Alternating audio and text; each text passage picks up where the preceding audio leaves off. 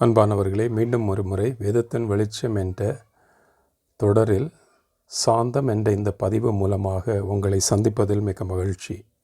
ஆதியாகமம் 26:28 கர்த்தர் உன்னோடே இருக்கிறார் என்பதை நாங்கள் தெளிவாக கண்டோம் என்று ஈசாக்கை குறித்து பெலிஸ்தியரின் ராஜாவான அபிமெலேக் கூறுவதை வாசிக்கிறோம்.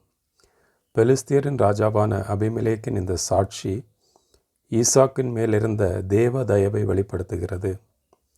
முன்னதாக அபிமெலேக் ஈசாக்கை கேராரை விட்டு வெளியேறும்படி கேட்டிருந்தான்.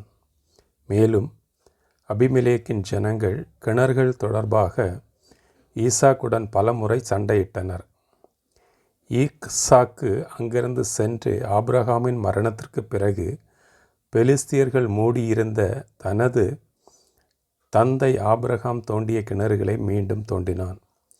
அங்கும் ஏசாக்கு மற்றும் சித்னா போன்ற இடங்களிலும் கிணறுகள் தொடர்பாக சச்சரவுகள் எழுந்தபோது ஈசாக்கு அவர்களோடு தர்க்கம் செய்யாமல் சமாதானத்தை தேர்ந்தெடுத்தான்.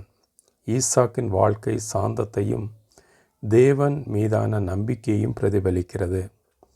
வல்லமை மிகுந்தவனாக இருந்த போதிலும் பிரச்சனைகளின் போது ஈசாக்கு தனது உரிமைகளை விட்டு கொடுத்து தேவன் தனக்கு நல்லதை செய்வார் என்று சாந்தமாய் காத்திருந்தான்.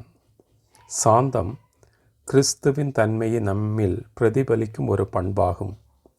இந்த பண்பு மனத்தாழ்மை, மென்மை மற்றும் பொறுமையை உள்ளடக்கியது. சாந்தம் பலவீனம் அல்ல, மாறாக ஒருவர் தனது சுய உரிமைகளை தளர்த்தி தேவ சித்தம் நிறைவேறவும் மற்றவர்களுடன் சமாதானத்தை நாடவும் தயாராக இருப்பதையே குறிக்கிறது. இஸ்ரவேலின் தலைவனாகிய மோசே மிகுந்த சாந்தமுள்ளவனாக விவரிக்கப்படுவதும் சவுலுக்கு தீங்கு விளைவிக்க வாய்ப்பு இருந்தும் தாவீது அதனை மறுப்பதும் பழைய ஏற்பாட்டில் நாம் காணும் சாந்தத்திற்கான எடுத்துக்காட்டுகளாகும். இயேசு கிறிஸ்துவின் வாழ்க்கையிலும் போதனையிலும் சாந்தம் மிக தெளிவாக வெளிப்படுகிறது.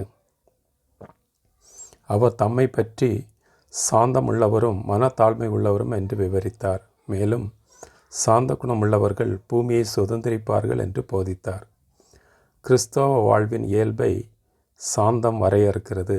தேவ ஆவியால் வழிநடத்தப்படுவதற்கு நம்மை ஒப்பு கொடுக்கும் போது நமது நடத்தையில் கிறிஸ்துவின் குணாதிசயத்தை பிரதிபலிக்கும் சாந்தம் வெளிப்படும்.